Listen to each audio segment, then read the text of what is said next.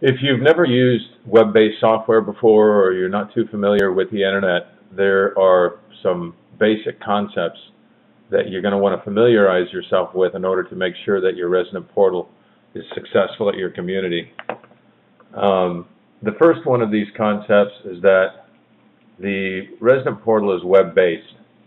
What that means essentially is that anybody, whether they're a resident, a family member, a staff member, can access and use the resident portal from any computer that has a web browser. So if you're in Hawaii on vacation and you're a family member and you want to upload pictures, as long as you've got your laptop and a web browser on your computer and internet access, you can certainly access the resident portal. Anywhere in the world at any time, as long as you have internet access, you can get to the resident portal for your community. Furthermore, it means that all of the upgrades and all the features that we continually add to the resident portal are done automatically. There's no software to download. There's nothing that you have to do necessarily to get an upgrade. All you have to do is make sure that if you want to get to the resident portal, you've got a web-based computer, or rather, you've got a computer that has internet access. The second concept is that there are 5 user types, 5 different types or groups of people that will use the resident portal. The first one is the resident group. This is for assisted living, people who have never used a computer before.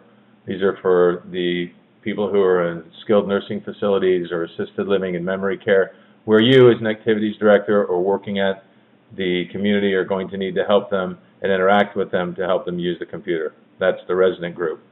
The second group here is called the Indie resident group.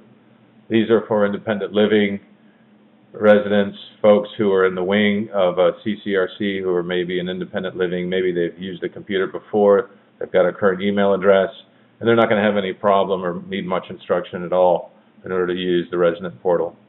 The third group is the family and friends group. This is for all the family and all the friends of all your residents. The fourth group is the prospects group. These are essentially used by marketing for the most part. For example, if a marketing representative of your community is giving a tour to a prospective resident or one of their family members, you can invite them to be part of your resident portal so they can feel like they're part of the community before they even move into the community. You can have as many prospects in your database and communicate with them as much as you want. It almost works like a little Salesforce automation tool for your marketing representatives. Down here is the last group, is the staff group. That's you, and that's maybe your executive director, your administrator, or some of the executives at your community. And we'll go through that later, who should be involved. But essentially, you need to know that there are 5 different groups. They all log into the same home page, but depending on their username and password, they'll be taken to a different screen. Each screen has different functions. So the resident group has different functions than the independent resident group that has different functions from the family and friends and the prospects and the staff group. The next concept is that this is a communication and an activities tool for the most part. And what we mean by that is that it's going to be up to you to engage with residents and family members, and we show you how to do that as well, to have them communicate through the resident portal with their loved ones at your community. Also, staff can communicate with residents, staff can communicate with family members. You can even do billing through the system. There's a wide variety of ways to communicate, but the more that you foster communication with family and residents through the system, the better off and the more confident they're going to feel. And the second part of that is that this is an activities-based solution as well. There are quite a few group activities that you can perform with the resident portal. There's a list of them in the implementation guide, and there's also a list of all the types of activities that you can do in a video that's later on in this library. But point is, remember that this is simply an activities and a communication tool, and the more that you foster using this in your community, the better off you're going to be, the more you'll get out of your resident portal. The fourth concept is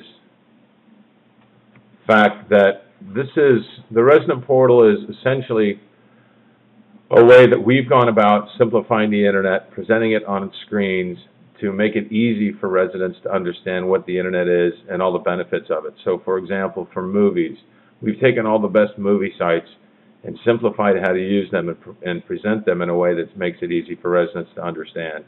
All the great things about the internet, including web video conferencing, picture-driven email, audio books, all these different types of things are funneled through the resident portal interface. So essentially what we've done is we've taken the internet, we've simplified it, and we present it to the residents. If you keep that in mind, it'll help you kind of understand how the whole system works. And then the last concept that you want to always keep in the back of your mind is you're continually building an online community with the resident portal. This is important for marketing as well. The more that you engage your residents and your family members, the more your family members will invite other family members to start communicating with the residents, and you'll grow your online community larger and larger. Think of it kind of like a Facebook. One person invites another person who invites another person. They're all getting information about your community, and the more people and the more folks that you can have building your online community, the more referrals you're going to get. So that's obviously one of the aspects of the resident portal. So keep these 5 things in mind as you're learning more about it.